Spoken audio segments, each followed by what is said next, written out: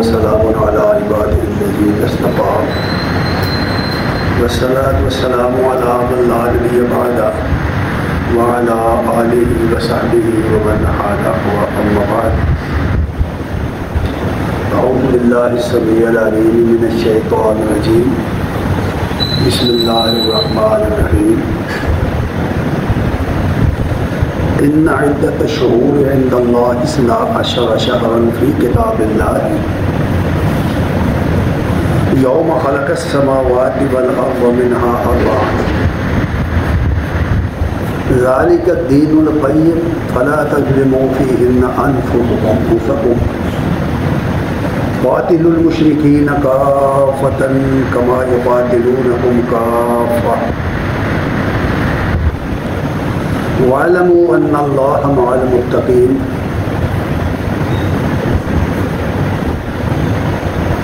وقال النبي صلى الله عليه وآله وسلم من أحدث في أمرنا هذا ما ليس منه فهو رد أو كما قال النبي صلى الله عليه وسلم صدق الله مولانا العظيم وصدق رسوله النبي الكريم ونحن على ذلك لمن الشاهدين والشاكرين والحمد لله رب العالمين. السلام علیکم ورحمۃ اللہ وبرکاتہ. ہر قسم کی حمد و ثنا کے لائق اللہ جل شانہ کی ذات کریم ہے اور بے بہا درود و سلام محمد رسول اللہ صلی اللہ علیہ وآلہ وسلم پر اور آپ کی آل و اصحاب پر. حضرات گرامی قدر، یہ محرم الحرام کا مہینہ ہے اور آج اس کی 8 تاریخ ہے. یہ سن 1447 ہجری کا آغاز ہو گیا ہے. یہ 15ویں صدی ہجری جا رہی ہے. ہمارے معاشرے میں بے علمی کی وجہ سے اور نافہمی کی وجہ سے بہت ساری باتیں مشہور ہیں. مثال کے طور پر ایک بات یہ مشہور ہے کہ مشہور کی گئی ہے کہ 14ویں صدی آخری صدی ہے، بس اس کے بعد قیامت آ جائے گی اور پھر 14ویں صدی میں فلاں ہوگا فلاں ہوگا فلاں ہوگا. بہت ساری باتیں. 14ویں صدی گزر گئی، 46 سال گزر گئے اس کے اوپر مزید. 15ویں صدی تقریباً نصف کے قریب چلے گئی. حالات و واقعات نے ثابت کر دیا کہ ایسا نہیں ہوتا. بہت ساری باتیں ہوائی ہوتی ہیں اور عمومی طور پر بے علمی کی وجہ سے ذرائع ابلاغ ان کو پھیلاتے رہتے ہیں. ہمارے اخبارات، ہمارے ریڈیو، ہماری ٹیلی ویژن پر اور ہمارے دیگر جو ذرائع ابلاغ ہیں ان پر اس طرح کی باتیں چلتی رہتی ہیں. تو جان لیجئے کہ یہ 8 محرم الحرام 1447 ہجری کا آغاز ہو گیا ہے. ایک بات اور زیادہ مشہور ہو گئی ہے معاشرے کے اندر. تقریباً ہر شخص یوں سمجھتا ہے کہ یہ جو محرم ہے، محرم کی ساری فضیلت یا محرم کے سارے امور، اس میں جتنے کام کیے جاتے ہیں مذہب کے نام پر، لوگ سمجھتے ہیں کہ یہ حسین ابن علی رضی اللہ تعالیٰ عنہما کی وجہ سے، یہ ان کی فضیلت کے طور پر بیان کیے جاتے ہیں کہ محرم کے اندر سن 61 ہجری محرم کے اندر ان کی شہادت ہوئی اور پھر اس کو ایک افسانہ بنا کر پیش کر دیا گیا اور اس کے ساتھ اتنی جھوٹی باتیں مشہور کر دی گئیں. مذہب کے نام پر بہت ساری ایسی چیزیں بطور خرائط، بطور عبادت رائج کر دی گئی جن کا شریعت میں کوئی وجود نہیں ہے.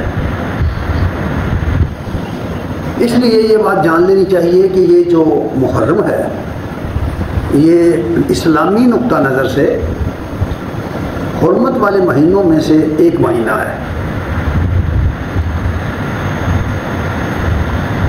ایک بات یہ جان لیجیے. دوسری بات یہ کہ پوری دنیا میں زمین کے اوپر یہ جو زمین کا سیارہ ہے، اس زمین کے اوپر جو گنتی ہے سالوں اور مہینوں کی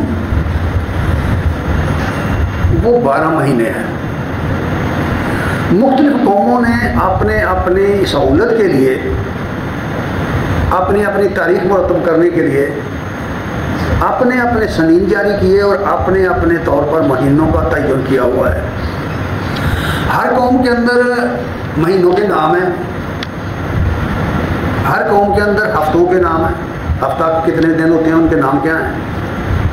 اگر ہم اپنے ہندوستان کے اندر جس کو دیسی مہینے کہتے ہیں اس کو آپ سمجھنا چاہیں اور ان دنوں کے نام دیکھیں اور ان کی ہسٹری پڑھیں تو آپ کو پتہ چل جائے گا کہ یہ بتوں کے ناموں پر نام رکھے گئے ہیں۔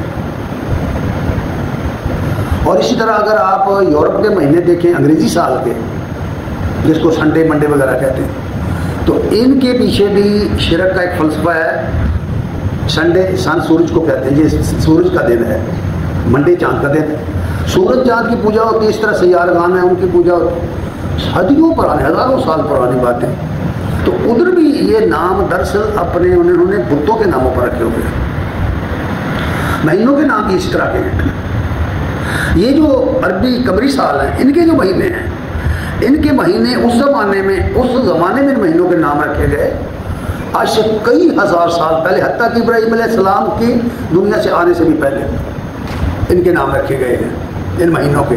اور ان مہینوں کے پیچھے اس کے وہ معنی بھی ہیں جس کے لیے یہ نام رکھے گئے۔ اور اس زمانے میں جب ابتدا تھی، جب ابراہیم علیہ السلام نے حرم بنایا اور اس وقت اعلان کیا حج کا، تو حج کے ساتھ ساتھ ان مہینوں کو 4 مہینے حرمت والے قرار دے دیے گئے۔ ان میں 3 مہینے تو وہ ہیں جو ایک ساتھ چلتے ہیں، ذی القعدہ، ذوالحجہ اور محرم، اور ایک مہینہ رجب کا ہے۔ لیکن عربوں نے اس کو عجیب طریقے سے لیا، اور عرب کے جو لوگ تھے، جو دین سے پھرے ہوئے لوگ تھے، یا دین کے اندر جن لوگوں نے بدعات پیدا کی ہوئی تھی، وہ بدعات نبی صلی اللہ علیہ وسلم نے آ کر کے سب ختم کر دی۔ انہوں نے اس سال کو، اس عربی سال کو، ہر تیسرے مہینے، تیسرے سال کے بعد ایک سال ان کا 13 مہینے کا ہوتا تھا۔ قرآن مجید میں بھی اس کا ذکر ہے، اس کو نسی کا سال کہتے تھے۔ عرب اپنے مفاد کی خاطر، قریش اور محرم کے اوپر جو لوگ قابض تھے، وہ اپنے مفادات کی خاطر 2 سال تو گزر جاتے تھے اور تیسرے سال 1 مہینہ بڑھا دیتے تھے اور محرم کو آگے کر دیتے تھے، اور محرم کی جگہ سفر کو لے جاتے تھے اور محرم کو حلال کر لیتے تھے۔ پھر اپنی جنگوں کے لیے بھی ایسا کرتے تھے، اور چونکہ انہیں اقتدار حاصل تھا وہ ایسا کر لیتے تھے۔ ان مہینوں کے اندر حرمت والے مہینے انہیں قرار دیا گیا ہے۔ ان میں وہ سارے کام جو شریعت نے منع کر رکھے ہیں وہ ممنوع قرار دے دیے گئے ہیں، خصوصی طور پر جنگیں کرنا، مار داڑ، ڈاکہ زنی، یہ طرح کے بارے میں۔ اس حوالے سے ذرا دیکھو تو آج دنیا میں جہاں جہاں مسلمان ہیں، وہ ان کی اکثریت، ایک غالب اکثریت یہ سمجھتی ہے کہ محرم کے اندر عبادت کرنا، محرم کے اندر خیرات کرنا، محرم کی فضیلت کا بیان، وہ سارے کا سارا وہ سمجھتے ہیں اس لیے ہے کہ حسین ابن علی رضی اللہ عنہما اس میں شہید ہوئے تھے۔ اس تاثر سے یہ سارا، یہ جو روزے رکھے جا رہے ہیں نا رمضان محرم کے اندر، 9ویں تاریخ کا روزہ، 10ویں تاریخ کا روزہ، اسلامی شریعت کے اندر ان کی نہیں کوئی حیثیت۔ حدیثوں میں ہے، بہت ساری حدیثیں ہیں اور مختلف حدیثیں، اور ان میں متضاد حدیثیں بھی ہیں۔ بعض راوی کہتے ہیں کہ مکے والے بھی روزہ رکھتے تھے عاشورہ کا۔ وہ کیوں؟ عاشورہ کی جو تاریخ ہے یا روزہ رکھنے کی جو تاریخ ہے وہ تو بہت پرانی ہے، وہ تو موسیٰ علیہ السلام کے زمانے کی، اور وہ تو یہودی رکھتے تھے۔ آپ بائبل کا مطالعہ کریں، آپ ان کی کتابیں پڑھ کے دیکھیں تو آپ کو پتہ چل جائے گا کہ یہ تو ان کی خوشی تھی کہ جب انہیں فرعون سے نجات ملی تو اس خوشی میں انہوں نے منت کا روزہ رکھا، عاشورہ کا یہودیوں نے رکھا۔ اور حدیث میں ہے، امی عائشہ فرماتی ہیں، اور ابن عباس سے بھی روایتیں، اور بھی جو دیگر بہت سارے صحابہ سے روایتیں ہیں۔ میں نے پہلے عرض کیا نا متضاد روایتیں، لیکن اصل بات یہ ہے کہ نبی کریم صلی اللہ علیہ وسلم کے بعد طرف جو یہ بات منسوب کی گئی ہے کہ آپ بھی روزہ رکھتے تھے، عاشورہ کا روزہ رکھتے تھے 10ویں تاریخ، 10ویں تاریخ محرم کو عاشورہ کہتے ہیں۔ عاشورہ کا معنی ہوتا ہے 10ویں، عاشورہ کے معنی ہے 10ویں تاریخ۔ حالانکہ یہ بات غلط ہے، کیونکہ یہ بات بھی حدیثی میں ہے۔ حدیث میں ہے کہ جب نبی صلی اللہ علیہ وسلم ہجرت فرما کر مدینہ آئے تو ہجرت آپ نے فرمائی تھی سفر کا مہینہ تھا، محرم، اس کے بعد آتا ہے سفر، عربی مہینوں میں، قمری مہینوں میں۔ سفر کا جو مہینہ ہے، اس مہینے کی 27 تاریخ تھی جب آپ اپنے گھر سے نکلے اور غار میں گئے۔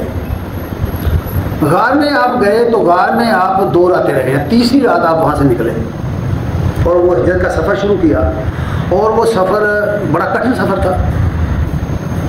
تو آپ 12 ربیع الاول کو مدینہ پہنچے، 12 ربیع الاول کو آپ مدینہ پہنچے تھے۔ یہ ہجرت کا پہلا سال ہے، 12 ربیع الاول، محرم اور سفر گزر گئے، ربیع الاول سے یہ شاہ شروع ہے، اور یہی وجہ ہے کہ ہجرت کا پہلا سال 10 مہینوں کا ہے۔ ہجرت کی تاریخ آپ پڑھیں گے نا، اور ہجرت کے واقعات سانے کے ہجری کے پڑھیں گے کتابوں میں، تو آپ کو پتہ چلے گا کہ یہ سال 10 مہینے کا ہے، کیونکہ اس کے 2 مہینے پہلے گزر گئے تھے۔ اب ان 10 مہینوں میں ذرا غور کریں آپ کہ آپ مدینے آئے تو روایات کا بھی اندازہ ہو جاتا ہے کہ یہ کیسی روایات ہیں۔ وہاں پتہ چلا کہ یہود جو ہیں وہ عاشورہ محرم کا روزہ رکھتے ہیں۔ اگر آپ سوچیں، غور کریں، جیسا کہ ہمارے ہاں سوچنے کی عادت بالکل نہیں ہے، غور کرنے کی بالکل عادت نہیں ہے، اگر سوچ کر آپ کتابیں پڑھیں تو سمجھ آ جائے گی کہ بھئی جب آپ مدینے گئے اس وقت تو محرم تھا ہی نہیں، تو کہاں دیکھا آپ نے یہود کو روزے رکھتے؟ آپ نے کہا کہ یہ کیا ہے، روزہ کیوں رکھا ہے انہوں نے؟ حدیثوں میں جس طرح ہے بتایا گیا کہ یہود عاشورہ کا روزہ رکھتے ہیں، کیوں رکھتے ہیں؟ اس لیے کہ انہیں نجات ملی تھی فرعون کی غلامی سے، ہجرت کر کے وہ سرائے سینہ میں آئے تھے اور اس خوشی میں وہ روزہ رکھتے تھے۔ تو آپ نے فرمایا ہم تو ان سے زیادہ موسیٰ علیہ السلام کے قریب ہیں، تو ہم بھی روزہ رکھیں گے، اور آپ نے حکم دے دیا کہ بھئی 9 یا 10 کا روزہ رکھو، یعنی ایک دن ان سے آگے بڑھاؤ، یا 9-10 کا رکھو یا 10-11 کا۔ تو سوال یہ ہے کہ کیوں رکھا، کیوں فرمایا جبکہ وہ خود محرم ہے تھا ہی نہیں، آپ تو ربیع الاول میں آئے وہاں۔ لیکن اگر اس کو تسلیم کیا جائے کہ سنا ہوگا بھئی یہود روزہ رکھتے ہیں، تو آپ نے فرمایا کہ ہم موسیٰ کے زیادہ حقدار ہیں، اس طرح آپ روزے یہود کی مخالفت کرو، اور یا عاشورہ کا روزہ رکھنا ہے تو یا 9-10 کا رکھو یا 10-11 کا۔ اچھا، اب اسی اگلا سال آیا، اگلا سال محرم کا، ہجرت کا دوسرا سال۔ قیاس چاہتا ہے کہ یہ دوسرے سال بات ہوگی، اس لیے کہ جب محرم شروع ہوا دوسرے سال کا، سن 2 ہجری کا، ہو سکتا ہے اس وقت آپ نے دیکھا ہوگا یہودی روزہ رکھتے ہیں، اس وقت یہ بات فرمائی ہو۔ تاریخ کی جو حدیثوں کا پس منظر ہے، ان کا جو ان کی تاریخ ہے وہ یہ بتاتا، شان نزول بتاتا ہے کہ آپ نے یہودیوں کو دیکھا تب فرمایا، لیکن پھر وہ محرم آیا ہی نہیں کہ رمضان کے روزے فرض ہو گئے۔ دوسرے سال ہجرت کے دوسرے سال میں رمضان المبارک کے روزے فرض ہو گئے، سن 2 ہجری میں روزے فرض ہو گئے۔ پھر آپ نے کبھی بھی روزہ نہیں رکھا محرم کا، نبی صلی اللہ علیہ وسلم نے کبن روزہ فرض ہو جانے کے بعد، اور صحابہ بھی نہیں رکھتے تھے۔ اور یہ جو روایات ہیں کہ فلاں فلاں فلاں روزہ رکھتے، غلط باتیں ہیں، سب باتیں غلط ہیں، صحابہ کا طریقہ یہ نہیں تھا۔ یہ تو روزے کے بارے میں نے عرض کیا کہ یہ روزہ اس وجہ سے لوگوں نے رکھا، اس کا محرم کی موجودہ تاریخ سے یا شہادت حسین سے بالکل تعلق کوئی نہیں ہے، کوئی اس کے ساتھ تعلق اس بات کا نہیں ہے۔ لیکن دنیا میں یہ بات مشہور کر دی شاہ لوگوں نے کہ حسین ابن علی روزہ رکھا تھا، یہ کیا تھا، وہ کیا تھا، اور رمضان محرم کے روزے رکھنے چاہیے، نفل روزے رکھنے چاہیے، جس کا اتنا ثواب اتنا ثواب ہے۔ تو یہ یاد رکھیے جتنے نوافل کے روزے لوگوں نے بنا رکھے ہیں نا، عرفہ کے دن روزے، حج کی 9 تاریخ کو جب لوگ حاجی میدان عرفات میں جاتے ہیں تو لوگ یہاں ہم نے دیکھا روزے رکھے ہیں، کیوں رکھے ہیں بھائی؟ کسی بھی حاجی سے پوچھیں کہ آپ نے حج کیا ہے تو وہاں روزہ رکھا تھا حج کے دوران، پوچھ لیں کسی سے، وہاں تو پتہ ہی نہیں لوگوں۔ یہ جو بنوٹی چیزیں ہیں اس طرح کی بنائی ہوئی لوگوں نے، یہ ربانیت پسند ذہن جو ہے نا ان کا کام ہے یہ، اور اس طرح کی باتیں مشہور کرنا، ان سے پھر اس کے ساتھ اور بہت ساری باتیں جڑی ہوئی ہیں۔ تو بہرحال اللہ تبارک تعالیٰ نے قرآن میں یہ بات بیان کی ہے، اس حرمت والے مہینے کا کوئی تعلق شہادت حسین کے ساتھ نہیں ہے۔ کیوں؟ یہ جو سورہ توبہ ہے، سورہ توبہ یہ سن 9 ہجری میں نازل ہوئی ہے، سورہ توبہ سن 9 ہجری میں یہ نازل ہوئی ہے، اور 9 ہجری جو جب چڑھا تھا ذوالحج 9 ہجری کا جو سال تھا، اس کے امیر الحج ابو بکر رضی اللہ تعالیٰ عنہ کو بنا کر بھیجا گیا تھا، اور وہ 9 ہجری کا حاجی جو تھا اس کے اندر جو حاجی آئے تھے اس میں مسلمان بھی تھے، مشرک بھی تھے، ہر سب لوگ جو ملے جلے تھے جنہوں نے ابو بکر رضی اللہ تعالیٰ عنہ کی زیر امارت حج کیا تھا۔ جب وہ حج کے لیے چلے گئے تھے تو بعد میں یہ سورہ نازل ہوئی، اور رسول اللہ صلی اللہ علیہ وسلم نے علی ابن ابی طالب رضی اللہ تعالیٰ عنہ کو یہ صورت دے کر بھیجا کہ جا کے میدان عرفات کے اندر حجوں کو سنا دیا جائے۔ یہ صورت وہاں سنا دی گئی، اور اس صورت میں اعلان کر دیا گیا کہ مشرکین کے لیے 4 مہینے کا وقفہ ہے، وہ توبہ کر لیں، اپنے معاہدے پورے کریں، ورنہ ان کی ٹھکائی ہوگی، اور آئندہ کوئی مشرک حدود حرم میں داخل نہیں ہوگا۔ یہ احکام نازل ہو گئے۔ 10ویں سال آپ نے حجۃ الوداع کیا ہے، جس میں پھر وہ حجۃ الوداع کا خطبہ وغیرہ سارا کچھ۔ تو اس وقت یہ سن 9 ہجری کے آخر حج کے زمانے میں یہ صورت نازل ہوئی۔ اس میں یہ بات بتائی گئی ان عدت الشہور عند اللہ 12 شہرا فی کتاب اللہ۔ اللہ نے فرمایا کہ اللہ کی کتاب میں، اللہ کے علم کی جو کتاب ہے، اللہ کی کتاب سے مراد صرف قرآن نہیں ہے، قرآن اس کتاب کا حصہ ہے جس کو لوح محفوظ کہتے ہیں، جو اللہ کے علم کی لوح ہے۔ اس میں سے قرآن آیا آخری ایڈیشن جو دنیا کے لیے آیا، اس سے پہلے کتابیں آئیں، صحائف آئے، اور آخری ایڈیشن کے طور پر قرآن آیا۔ فرمایا اللہ کی کتاب میں اللہ کے نزدیک مہینوں کی گنتی 12 ہے، 12 مہینوں کی 12 مہینے ہیں، 12 گنتی 12 مہینے ہیں سال کے مہینوں کی، اور پوری دنیا میں 12 مہینے ہیں بھائی، میں پہلے عرض کر چکا ہوں۔ چونکہ قمری مہینے کے حساب سے قمر چاند کی منازل کے حساب سے یہ مہینے، اس لیے اس میں دیگر لوگوں کے مقابلے میں 10 دن کا فرق پڑتا ہے۔ پورے سال میں قمری مہینے جو ہیں ان میں صرف 2 مہینے 30 دن کے آتے ہیں، صرف 2، باقی 29 کے ہوتے ہیں، اس وجہ سے 10 دن کا فرق پڑ جاتا ہے۔ یہ 12 مہینے ہیں۔ آپ فرمایا جس دن سے اللہ نے زمین اور آسمانوں کو بنایا اسی دن سے یہ سلسلہ چل رہا ہے، یعنی یہ گردش لیل و نہار جو سیارہ زمین کا سیارہ ہے، اس پر 12 مہینے پورے ہوتے ہیں، اور اسی دن سے منہا اربع، ان میں سے 4 مہینے، 12 مہینوں میں سے 4 مہینے حرمت والے ہیں۔ 9 ہجری میں یہ صورت نازل ہوئی، اور حسین ابن علی کا واقعہ جو ہے وہ 61 ہجری میں پیش آیا۔ بات کی سمجھ آ رہی ہے آپ کو؟ یعنی 50 سال بعد حرمت والے مہینے کا ذکر پہلے کر دیا گیا ہے۔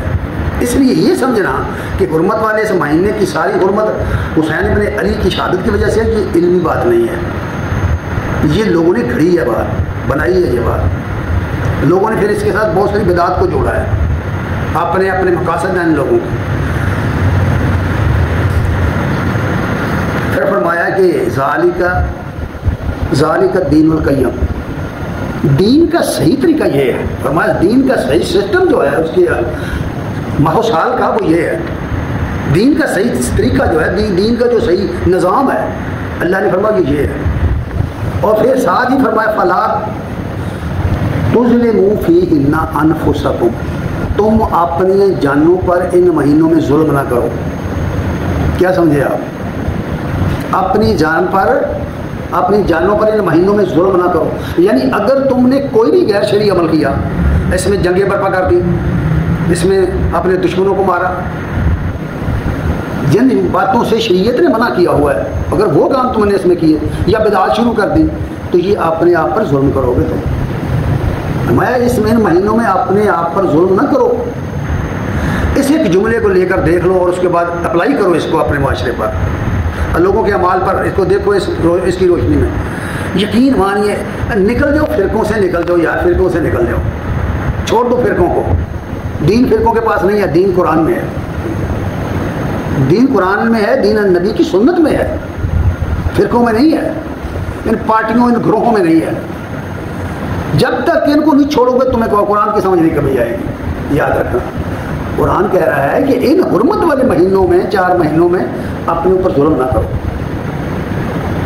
اس کی صرف ایک اجازت دی سی تھی قرآن میں کہ اگر تمہارے اوپر دشمن ان مہینوں میں حملہ کر دے، مشرکین ان پر حملہ کر دیں، وہ حرمت والے مہینوں کی قدر نہ پہچانے، ہوا ایسے واقعات ہوئے ہیں۔ ہجرت کے بعد جو واقعات جنگوں کے ہمارے سامنے آئے ہیں نا، جو مختلف سیاحت بھیجے گئے، مختلف دستے فوجی بھیجے گئے حفاظت کے لیے، ان کے ساتھ جو جھڑپیں ہوئی ان میں سے بعض اوقات اس طرح کی بات ہوئی۔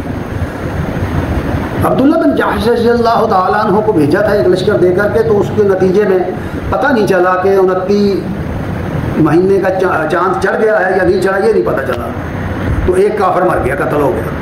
انہوں نے پروپیگنڈا شروع کر دیا کہ دیکھ لیجئے یہ تو حرمت والے مہینوں کا لحاظ بھی نہیں مسلمان کرتے۔ پھر یہ سوال آیا قرآن میں، یہ سوال ہے کہ آپ سے حرمتوں کے متعلق سوال کرتے ہیں، تو اللہ نے فرمایا کہ حرمتوں کا قصاص ہے، حرمت کا بدلہ حرمت ہے۔ اگر کوئی مشرک حرمت پامال کرے کسی مہینے کی اور تم پر حملہ کرے تو اس کے جوابی کارروائی کی جائے گی، اس پر ورنہ نہیں کی جائے، ابتدا نہیں کی جائے۔ اسی طرح دیگر بہت سے امور جو غیر شرعی انہیں نہیں کیا جائے۔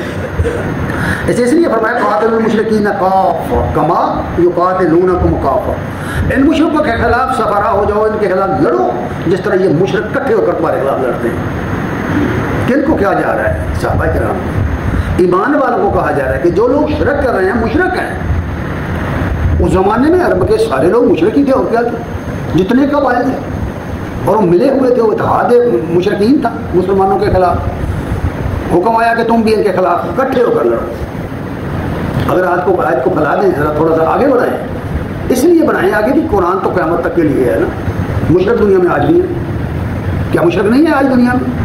یہ جتنی قومیں آپ اس وقت مسلمانوں کے خلاف نبرد زباں ہیں وہ ساری مشرک ہیں، اور نبی صلی اللہ علیہ وسلم کی یہ حدیث موجود ہے، الکفر ملت واحدہ، ساری دنیا کے کافروں کا ایک ہی گروہ ہے، اور اس کے مقابلے میں تم اکٹھے ہو کر لڑو۔ اور مسلمانوں کا حال جو ہے وہ تو آپ کے سامنے اسے بیان کرنے کی ضرورت کیا ہے؟ وہ متفرق ہیں، وہ گروہ ہیں، ان کے اتنے گروہ ہو چکے ہیں کہ ان گنت ہو گئے ہیں۔ مسلمانوں کے اتنے ٹولے بن گئے ہیں، اتنے فرقے بن گئے ہیں، عقیدے کے لحاظ سے بھی، اعمال کے لحاظ سے بھی، کہ وہ گنتی ان کی نہیں ہو سکتی، اتنے گروہ بن گئے ہیں۔ اور نتیجہ یہ ہے کہ ان میں سے کوئی ایک بھی ایسا نہیں ہے جو اللہ کے دین کو پوری طرح جس طرح اس کا حق ہے اس طرح کو فالو کر رہا ہو۔ یہ صورتحال ہے۔ اس لیے فرمایا گیا وَاعْلَمُوا أَنَّ اللَّهَ مَعَ الْمُتَّقِينَ، یاد رکھو اللہ ان کے ساتھ ہے جو اللہ کی نافرمانی سے بچنے والے ہیں، اللہ ان کے ساتھ ہے۔ وَاعْلَمُوا، جان رکھو، علم حاصل کرو کہ اللہ ان اللہ مع المتقین، اللہ ہے متقیوں کے ساتھ، یعنی اللہ کی نافرمانی سے بچنے والے جو لوگ ہیں اللہ ان کے ساتھ ہے۔ اب کیسے معلوم ہے کہ اللہ سے کی نافرمانی سے بچنے والے کون ہیں؟ وہ اعمال بتائیں گے، وہ عقائد بتائیں گے، عقیدے سے پتہ چلے گا کہ یہ آدمی مشرکانہ عقیدہ رکھتا ہے اور یہ جو کچھ کر رہا ہے یہ سنت کے خلاف کر رہا ہے۔ سنت ہمارے پاس موجود ہے نا، نبی صلی اللہ علیہ وسلم کی زندگی موجود ہے، صحابہ کی زندگی موجود ہے، ہمارے سامنے پوری ہسٹری ہے۔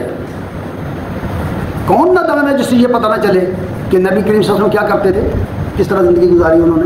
کون ہے جسے نہیں پتا کہ صحابہ کرام کیا کرتے تھے؟ آج جو کچھ محرم کے نام پر ہو رہا ہے کسی صحابی نے کیا ہے؟ نبی صلی اللہ علیہ وسلم نے کیا ہے؟ کیوں کرتے؟ یہ تو ان کے واقعہ سے بعد کا واقعہ ہے۔ اس وقت زندہ تھے جب صحابہ زندہ تھے، بدری صحابہ زندہ تھے بھائی، رضوانی زندہ تھے۔ پتہ رضوانی کہتے ہیں ان صحابہ کو جنہوں نے تحت الشجرہ بیعت کی تھی، بیعت رضوان کی تھی، جنہوں نے سورہ فتح کے اندر اس کا پورا مضمون ہے، پڑھو۔ بدری ان کو کہتے ہیں جو بدر میں شریک ہوئے تھے، ان کو بدری کہتے ہیں۔ بدری صاحب زندہ تھے، عہد میں شرکت کرنے والے زندہ تھے، رضوانی زندہ تھے، امہات المومنین زندہ تھی، 5 پورے صحابہ۔ اور یاد رکھو شریعت میں عمل صحابہ، تعامل صحابہ ایک مستقل قدر ہے، صحابہ کا عمل ایک مستقل قدر ہے۔ اگر صحابہ کے عمل کو رد کر دیا جائے تو یاد رکھیے دین کے اندر رکھنا پیدا ہو جائے گا۔ اور دشمن اسلام طبقہ جو ہے اس نے یہی کیا ہے کہ صحابہ کی قدر ختم کرو، صحابہ کی عزت پر حملہ کیا ہے، صحابہ کے خلاف پروپیگنڈا شروع کیا ہے، صحابہ کو گالیاں بکی ہیں، صحابہ کے اوپر الزامات دھرے ہیں۔ نتیجہ یہ ہے کہ کتنا گروہ، بڑا گروہ مسلمانوں کے اندر ایسا پیدا ہو گیا جو نعوذ باللہ صحابہ کو برا بھلا کہتا ہے، جن کو جس شخص کا ایمان نبی صلی اللہ علیہ وسلم نے قبول کیا ہے۔ غور کرو، سوچو، یہ جتنے صحابہ تھے یہ سب کے سب پہلے کیا تھے؟ کیا تھے پہلے؟ مومن ہونے سے پہلے، کلمہ پڑھنے سے پہلے یہ کیا تھے؟ پہلے شرک کرنے والے، بت پوجنے والے لوگ تھے۔ ہم تاریخ میں پڑھتے نہیں کہ عباس بن عبد المطلب رسول اللہ صلی اللہ علیہ وسلم کے چچا جنگ بدر میں قیدی ہو کے آئے، کافروں کے ساتھ لڑنے آئے تھے، پیسے دیتے رہے۔ جنگ بدر کے جو فوجی تھے ان کے لیے پیسے دیتے تھے، باقاعدہ چندہ دیتے تھے، ان کو کھلانے پلانے کا انتظام کر رکھا تھا۔ علی رضی اللہ تعالیٰ عنہ کے بڑے بھائی سب سے بڑے عقیل بن ابی طالب قیدی ہو کر آئے، فدیہ دیا، نبی صلی اللہ علیہ وسلم کو چھوڑا نہیں، فدیہ دے کے جاؤ۔ بعد میں مسلمان ہوئے۔ کیا نبی صلی اللہ علیہ وسلم نے جب ان کا ایمان قبول کیا تو کوئی کسی کو حق پہنچتا کہ کہے کہ بھئی یہ تو لڑنے آئے تھے؟ سوچو۔ اسی طرح ابو سفیان نبی صلی اللہ علیہ وسلم کے خلاف لڑتے رہے، غزوہ احزاب تک لڑتے رہے، پھر کیا ہوا؟ مسلمان ہوئے۔ نبی صلی اللہ علیہ وسلم نے ان کا اسلام قبول کیا، ان کی بیٹی آپ کے نکاح میں تھی، ان کے بیٹے کو وہی کاتب بھی بنایا، ایک بیٹے کو ان کو گورنر بنایا۔ کیوں بنایا؟ خود ابو سفیان کو ناظم مالیات بنایا، زکوٰۃ وصول کرنے کے لیے جاتے تھے۔ جب اللہ کے رسول نے ان کے ایمان قبول کیے، میں اور کون ہوتے ہیں کہنے والے کہ وہ ان کا ایمان ٹھیک نہیں تھا؟ غور کرو، سوچو، سوچنے کی یہ بات ہے۔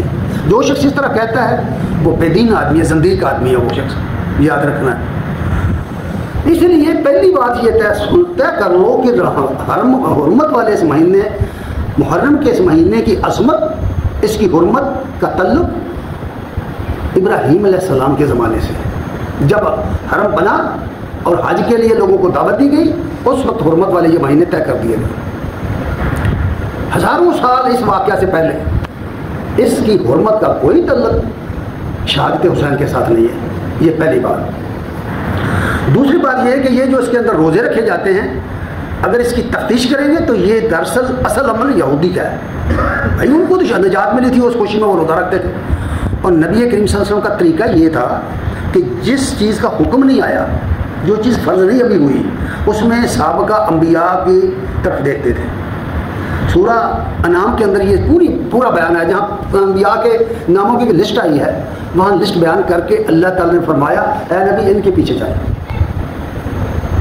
اور سورہ نحل میں فرمایا فتبع ملت ابراہیم حنیفا، اے نبی ابراہیم علیہ السلام کے طریقے پر جائیں۔ وہ طریقہ اختیار کیا آپ نے اور سب بدعات ختم کر دی۔ اس لیے یہ نبی صلی اللہ علیہ وسلم کی سنت نہیں ہے یہ روزے رکھنے ہیں، یہ جتنی روایات ہیں سوچ کے سمجھ کے پڑھنے کی روایت ہے۔ یہ اسلام دشمن طبقہ ہے کہ جس نے یہ چیزیں بنائی ہوئی ہیں، کوئی مانے یا نہ مانے، لیکن یہ علمی باتیں ہیں۔ اس لیے بھائی میرے بھائی، نبی صلی اللہ علیہ وسلم نے جب یہ حج کے سے واپس پلٹے ہیں تو راستے میں یہ آیت بھی نازل ہوئی ہے، الیوم اکملت لکم دینکم، آج کے دن ہم نے تمہارے لیے تمہارا دین مکمل کر دیا ہے۔ اگر دین اس وقت مکمل ہو گیا تھا جب نبی صلی اللہ علیہ وسلم کے زمانے میں، اور اس آیت کے نزول کے بعد بعض علماء کہتے ہیں، بعض محدثین کہتے ہیں کہ کوئی اور آیت نازل نہیں ہوئی، یہ آخری آیت ہے، اور گنتی کے چند دن بعد رسول اللہ صلی اللہ علیہ وسلم کی وفات ہو گئی۔ جو کام اس زمانے میں نہیں تھا، اگر اس زمانے میں اب کریں گے یا بعد میں کو کرے گا تو کیا کہلائے گا؟ ہر وہ کام جو ثواب حاصل کرنے کے لیے کیا جائے اور اس کی کوئی اصل شریعت میں نہ ہو تو اس کو بدعت کہتے ہیں۔ بعض جاہل اس طرح کے لوگ بھی ہیں، وہ کہتے ہیں کہ اس زمانے میں گھوڑوں پر گدھوں پر سواری کرتے، تم گاڑیوں پر کیوں چڑھتے ہو؟ کون دنیا کا عام آدمی ہے جو گاڑی اس لیے اس نے رکھی ہے کہ ثواب ہوگا مجھے؟ میں کوئی گاڑی ثواب نہیں لی ہے لوگوں نے؟ بولو نا، ثواب حاصل کرنے کے لیے گاڑیاں لی گئی ہیں، بنائی گئی۔ یہ ہے ہوائی جہاز ثواب حاصل کرنے کے لیے بنائے گئے۔ بھائی ثواب حاصل کرنے کے لیے جب کوئی کام کریں گے، آپ کہیں گے کہ میں یہ ٹوٹیاں بھر رہا ہوں ثواب حاصل کرنے کے لیے، تو یہ بدعت ہو جائے گا۔ ایجادات کو جو ہے نا بدعت نہیں کہتے، ایجادات ہیں۔ اور نبی صلی اللہ علیہ وسلم کے زمانے میں بھی بہت ساری چیزیں نئی آ گئی تھیں، نئی چیزیں جنگوں میں استعمال ہوتی تھی۔ آہستہ آہستہ پھر آگے عمر رضی اللہ عنہ کا زمانہ آیا، انہوں نے جیلیں بنا دی، پولیس بنا دی، محکمے بنا دیے، تو کیا وہ ساری بدعت تھی؟ عثمان رضی اللہ تعالیٰ عنہ کے زمانے میں بیڑے بنائے گئے، امیر المومنین معاویہ رضی اللہ تعالیٰ عنہ نے جنگی بیڑے بنائے اور دنیا کی سب سے بڑی پاور جنگی بنا دیا مسلمانوں کو۔ کیا سمجھے آپ؟ بدعت تھی؟ نہیں، یہ ایجادات جہادی ضروریات تھی۔ قرآن میں ہے کہ بناؤ جنگ دشمنوں کے لیے ہتھیار جتنے بنا سکتے ہو، گھوڑے تیار رکھو، ہتھیار تیار رکھو کا حکم دیا گیا ہے۔ اصل میں جو چیز حرام ہے، جس کو بدعت قرار دیا گیا ہے، وہ امور ہیں جو ہم ثواب کے لیے خرائطوں کے نام پر تیار کر رکھیں۔ یہ جو سبیلے لگانا، یہ سب بدعت ہیں۔ یہ ختم دلانے، اس دن کے خاص کر اس دن کو منسوب کر کے روزے رکھنے، یہ بدعت ہیں۔ دکھائے کوئی آدمی کے صحابہ کرام کتنے رمضان آئے ان کی زندگیوں میں 100 سال کے اندر؟ آخری صحابی 95 میں وفات پائی انہوں نے۔ پورے 100 سال کے اندر دکھاؤ کوئی محرم کے دنوں میں روزے رکھتے تھے، سبیلے لگاتے تھے، کوئی دکھاؤ تاریخ کہاں ہے؟ تو جب یہ کام شروع کر دیے کہ قبروں کی لیپا پوتی کرو، جو محرم آ گیا جی، قبریں سنوارو، قبریں سنوارو۔ ارے اپنی عاقبت برباد نہ کرو، یہ کیوں ظلم کرتے ہو اپنی جان پر؟ محرم کے نام پر جا کے قبریں لیتے ہو، یہ بدعت ہے۔ اور نبی کریم صلی اللہ علیہ وسلم نے فرمایا ایک بلش سے اونچی آپ قبر مت بناؤ۔ علی رضی اللہ تعالیٰ عنہ کو باقاعدہ دستہ دے کے آپ نے بھیجا کہ جتنی بلند قبریں گرا دو، اٹھاؤ تاریخ پڑھو، حدیث کی کتابیں پڑھو، اور نبی صلی اللہ علیہ وسلم نے بخاری مسلم کی حدیثیں پڑھو۔ فرمایا لوگوں ہوشیار باش، پہلے دنیا کے لوگ یہود و نصارہ اپنے بزرگوں کو، اپنے ولیوں کی قبریں بنا کر ان پر بیٹھ جاتے تھے۔ میں تمہیں منع کرتا ہوں ایسا نہ کرنا۔ وہ حدیثیں نظر نہیں آتی لوگوں کو، وہ حدیثیں نہیں ہیں۔ اس لیے ذرا سمجھنے کی کوشش کرو، یہ لیپا پوتی محرم کے دنوں میں قبروں کی، یہ بدعت ہے۔ لوگ اس کو ثواب سمجھتے ہیں، یہ بدعت ہے۔ اور اسی طرح محرم کے دنوں میں آقا کے لباس پہننا، ماتمی لباس پہننا، کالا لباس پہننا۔ اور کسی نے ایک محاورہ مذاق بنایا ہوا ہے، کسی شیعہ نے کالا لباس نہیں پہنا تھا، کسی نے کہا کہ بھائی آج آپ نے کالا لباس کیوں نہیں پہنا؟ تو اس نے کہا دل کالا ہونا چاہیے۔ یہ صورتحال ہے۔ لباس، ماتمی لباس پہننا، ماتم کرنا، سینہ پیٹنا، چہرہ نوچنا منع کر دیا گیا ہے۔ حدیثیں ہیں، نبی صلی اللہ علیہ وسلم نے فرمایا جب کوئی شخص مر جائے 3 دن سے زیادہ اس کا سوگ مت کرو، یہ پھوڑے مت بچھاؤ 3 دن کے بعد، سوائے اس کی زوجہ کے جو بیوہ ہو گئی ہے اس کی عدت صرف 4 مہینے 10 دن۔ یہاں تک تو فرمایا، تعلیم تو یہ دی ہوئی ہے۔ اور پھر اس کے ساتھ ہی ذرا دیکھو، نوحہ خوانی کرنا، مرثیے پڑھنا اور یہ جو ہے نا ماتم کرنا، بدعات ہیں، یہ شیطان کی ایجاد ہے، یہ یاد رکھو۔ پھر تابوت بنانا، تابوت اٹھانا، تابوت یہ جھولا ہے فلاں کا، یہ فلاں، بہت ساری چیزیں آپ جانتے ہیں۔ شبیلے لگانا جو ہے اس کو لوگ ثواب کا کام سمجھتے ہیں، باقاعدہ گورنمنٹ کی سرپرستی میں شبیلیں لگائی جا رہی ہیں۔ اور وہ پانی پئیں جی شبیل ہے، امام کی شبیل لگی ہوئی ہے، خیرات ہو رہی ہے۔ دراصل اس کے پیچھے خیرات کا جذبہ ہے اور ثواب کے لیے یہ ہو رہا ہے۔ یہ چیزیں غلط ہیں، یہ بدعات ہیں، یہ چیزیں بدعات ہیں، یاد رکھنا۔ پھر یہ مجالس قائم کرنا، پھر وہاں مرثیے پڑھنا، پھر وہاں رونا دھونا، یہ ساری چیزیں بدعات ہیں۔ نبی کریم صلی اللہ علیہ وسلم نے فرمایا، عائشہ رضی اللہ تعالیٰ عنہا ام المومنین صدیقہ کائنات فرماتی ہیں، ان رسول اللہ صلی اللہ علیہ وسلم قال من احدث فی امرنا، جس شخص نے ہمارے اس دین کے اندر کوئی ایسی بات پیدا کی جس پر شریعت کی مہر نہیں ہے، ما لیس منہ فہو رد، شریعت کی مہر اس پر نہیں ہے، فرمایا مردود ہے، اللہ کے یہاں ثواب نہیں ہوگا، پکڑ ہوگی بھائی، گرفت ہوگی اس پر۔ کتاب و سنت کو پڑھو، نبی صلی اللہ علیہ وسلم کی پوری زندگی دیکھو، صحابہ کی خلفائے راشدین کی زندگیوں کو دیکھو، ان کے پیچھے چلو۔ اور اگر اللہ کی رضا کے لیے سب کچھ کر رہے ہیں تو پھر فرمایا، قرآن میں ہے، سورہ آل عمران میں ہے، قل ان کنتم تحبون اللہ، مشہور ہے، بہت زیادہ لوگ اس کو پڑھتے ہیں۔ اے نبی ان سے کہہ دو کہ اگر تم اللہ کے محبوب بننا چاہتے ہو، اللہ کو محبوب رکھتے ہو، فاتبعونی، میری پیچھے آؤ، میرے نقش قدم پر آؤ، میری اتباع کرو، جس طرح میں نے زندگی گزاری ہے، جس طرح میں نے کیا ہے اس طرح کرو۔ فاتبعونی نبی صلی اللہ علیہ وسلم کی زندگی کو دیکھنا پڑے گا، آپ نے کیا کیا اعمال کیے، کیا نہیں کیے۔ یحببکم اللہ، اللہ میری پیروی کرو گے، میری بات مانو گے، اللہ تمہیں محبوب بنائے گا، وہ تمہارے گناہ ویغفر لکم ذنوبکم، اور تمہارے گناہ معاف کر دے گا، واللہ غفور رحیم۔ ایک اور جگہ اگلی آیت میں فرمایا، قل اطیعوا اللہ والرسول، لوگو اے نبی ان سے کہہ دو اللہ اور رسول کی اطاعت کرو، اللہ اور رسول کی اطاعت کرو، اللہ رسول کی بات مانو۔ فَإِن تَوَلَّوْا، اگر نہ مانے، پھر جائیں. غور سے ذرا قرآن سن, دل میں اترنے کو موقع دے اس کو, ان آیات کو. فَإِن تَوَلَّوْا, اگر پھر جائیں, نہ مانیں, اللہ رسول کی اطاعت نہ کریں, فَإِنَّ اللَّهَ لَا يُحِبُّ الْكَافِرِينَ, اللہ ایسے منکروں کو بالکل پسند نہیں کرتا. اللہ نے ایسے منکر کا نام قرآن میں کافر رکھا ہے. جو اللہ اور رسول کی بات نہ مانے وہ کافر ہے. میں نہیں کہہ رہا, فَإِنَّ اللَّهَ لَا يُحِبُّ الْكَافِرِينَ, اللہ ایسے منکروں کو پسند نہیں کرتا. اور پھر یاد رکھو سورہ نساء میں فرمایا وَمَن يُشَاقِقِ الرَّسُولَ مِن بَعْدِ مَا تَبَيَّنَ لَهُ الْهُدَىٰ, جو شخص رسول کی مخالف راہ چلے, مخالف سمت چلے, حالانکہ اس کے سامنے ہدایت کی راہ واضح ہو چکی ہے, پتہ چل گیا ہے کہ رسول کا یہ عقیدہ نہیں, رسول کا یہ عمل نہیں, پتہ چل گیا اس کو, لیکن اس کے باوجود چلے تو پھر کیا ہے, وَيَتَّبِعْ غَيْرَ سَبِيلِ الْمُؤْمِنِينَ, اور صحابہ کی راہ چھوڑ کر دوسروں کی راہ چلے. تفسیر کرنے کی کیا ضرورت ہے, بات بالکل صاف ہے. غیر سبیل المؤمن, سب علماء لکھتے ہیں کہ سبیل المؤمن سے ہمارا صحابہ کا طریقہ ہے. صحابہ کی راہ چھوڑ کر چلے, نُوَلِّهِ مَا تَوَلَّىٰ, یاد رکھو اللہ نے فرمایا جدھر وہ چل پڑا ہے نا, ہم اسی راستے سے اس کو جہنم میں پھینک دیں گے. نُوَلِّهِ مَا تَوَلَّىٰ وَنُصْلِهِ جَهَنَّمَ وَسَاءَ مَصِيرًا, اسی راستے جس راستے پر وہ اللہ رسول کو اس کی جماعت کو چھوڑ کر چلا ہے, اس راستے سے ہم اس کو جہنم رسید کریں گے. یہ بات یاد رکھیے, اللہ کے ہاں شرک کرنے والے, بدعت کرنے والوں کا کوئی عمل قبول نہیں ہے. اللہ رسول کی جو باتیں ہیں ان میں پڑھو ان کو, قرآن اور سنت کی روح سے. اللہ اور اس کے رسول کے عمل کے خلاف کیا ہوا عمل, آپ کے ارشاد کے خلاف کیا ہوا عمل مقبول نہیں ہے, مردود ہے, جہنم میں جائے گا وہ بندہ. لاکھوں روپے لگائے گا, اپنی پوری زندگی کھپائے گا. سچ کہا قرآن نے, فَلَا تُظْلِمُوا فِي أَنفُسِكُمْ, اپنے جانوں پر ظلم نہ کرو ان مہینوں میں, حرمت والے مہینوں میں. یہ بات سیدھی سیدھی فرما دی, اور فرمایا کہ ہم اس کو جہنم رسید کر دیں گے.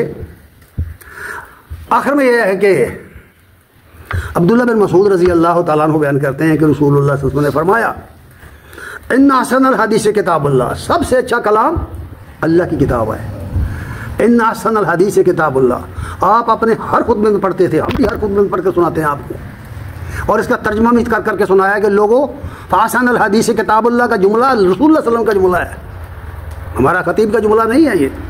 اس لیے فرمایا کہ احسن الحدیث, بہترین کلام اللہ کی کتاب ہے, واحسن الحدی ہدی محمد صلی اللہ علیہ وسلم, اور سب سے صحیح طریقہ محمد صلی اللہ علیہ وسلم کا طریقہ ہے.